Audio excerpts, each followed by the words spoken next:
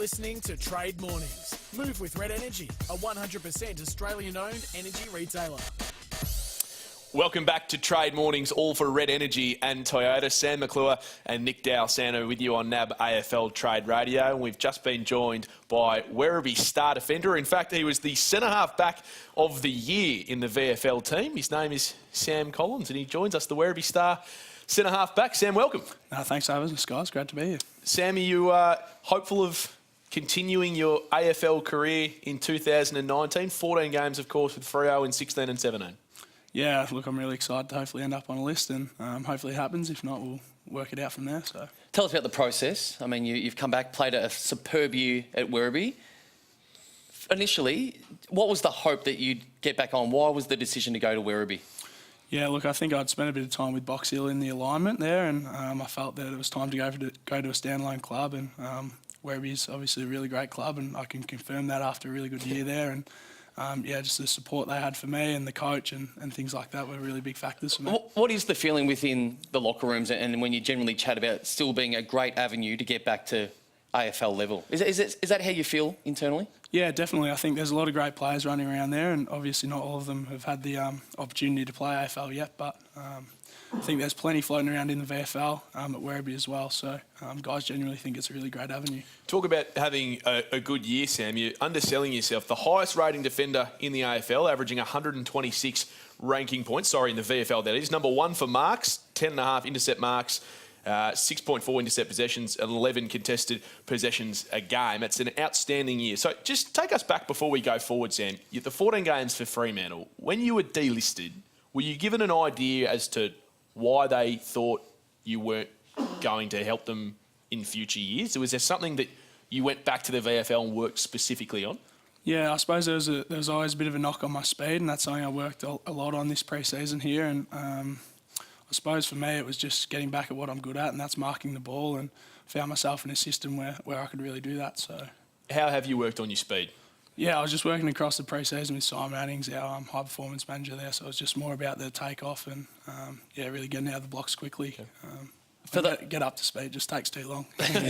For those that haven't seen you play previously, describe yourself and maybe try and compare the style. I'm not saying you are, you don't have to be rude or arrogant about it, but what style of player are you for those that will be keeping a close eye on you?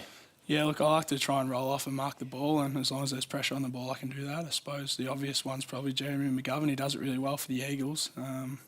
But yeah, I think that's probably the player I am. I'm not too flashy, but I'm just a real competitor and, I like marking the ball. So what's the last month look like since you've finished your football? Clubs approaching you, what's that process been? Yeah, I've spoken to a few clubs. For me, it's just been really training. I've got the combine or the state screening this Friday, so I need to keep in shape. And, I've just been training and making sure I'm ready to go for that, and we'll go from there. So I guess the special assistance that the AFL announced to both the Gold Coast Suns and Carlton was good news for you, Sam. So Gold Coast have priority access to 3 state league players and Carlton have access to 2. And not only that, but they've also got the ability to on-trade that. So it actually opens the door for you to 16 other clubs instead of just 2. But you'd be happy to go to either the Blues or the Suns? Yeah, happy to go anywhere.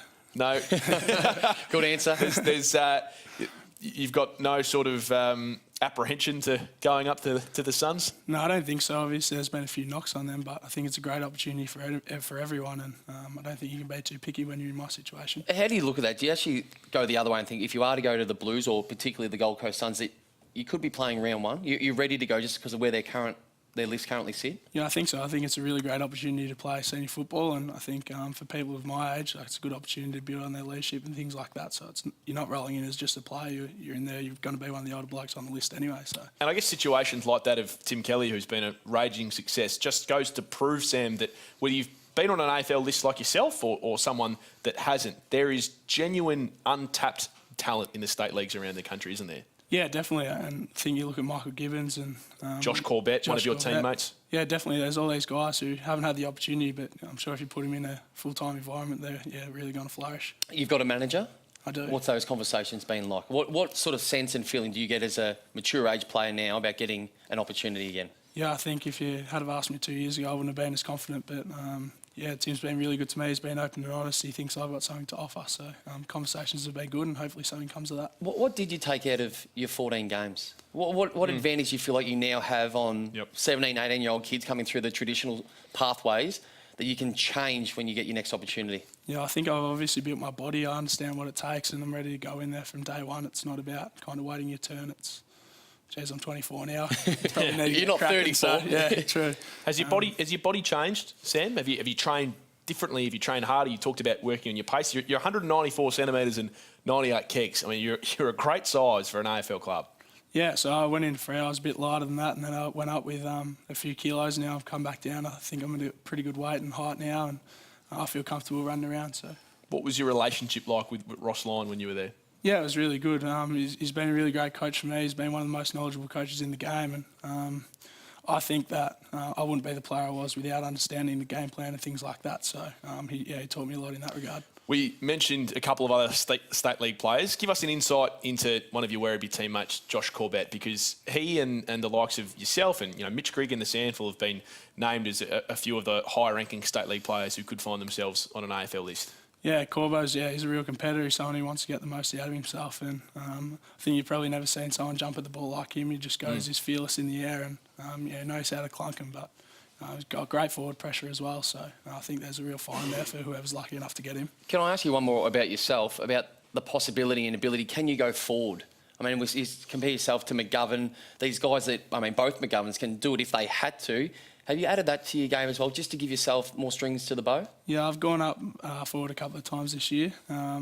Find's obviously a different game there and something that I've really enjoyed doing. I'm not sure if it's the position for me, but yeah, it's a really great experience for me and I enjoyed my time up there.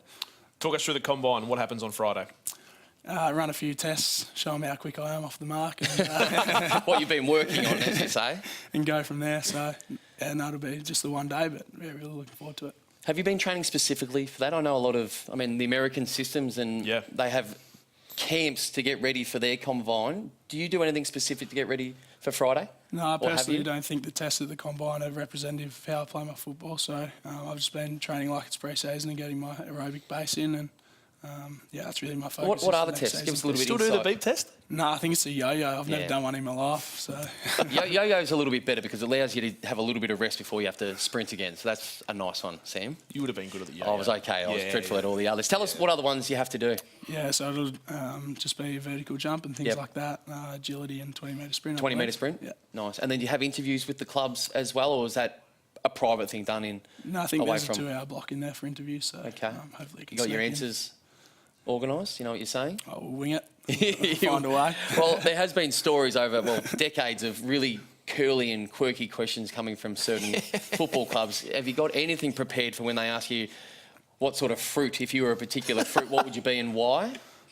Nah, I'm not too sure, actually. Get ready for that one. Get ready. That's coming on Friday. I'll just straighten the interview up just a little bit, Sam. We'll talk about different fruits. Do you feel like you're in a little bit of limbo at the moment? I mean, you probably want to work out what your life's going to look like, not only for the next couple of years, but for the next couple of months. So I guess you can't make too many big decisions about your life until you find out if you're given another opportunity at the highest level. Yeah, it's a really difficult time for me. I suppose I went through a similar thing when I was delisted last year in the hope I was going to get relisted. But, it is what it is, and I've still got work, I've still got time to train, so life's not too bad. And so if by chance you're not taken by an AFL club, you'll play again at Werribee? Yeah, I think so. I've got to have the discussion. There's obviously been a change of coach there, but I've really Choco Williams has just been installed, which is exciting. Yeah, no, it'll be good. I don't know too much about him, but yeah, really looking forward to meeting him, and I think I've still got a lot to offer there. So, well, Sam, on behalf of Nick and myself here at Trade Mornings, we wish you the best of luck. You've been given the opportunity in your first couple of years at AFL level, delisted, and they talk about knocking the door down. The stats that we just mentioned, named as the centre half back in the VFL Team of the Year this season. You're certainly on the way to knocking the door down. So you've put in a terrific 12 months of effort. We wish you the best of luck. Let's hope that your name's called out. No worries. Thanks for having me, guys. Appreciate it. All the very best. Sam Collins there, the Werribee star.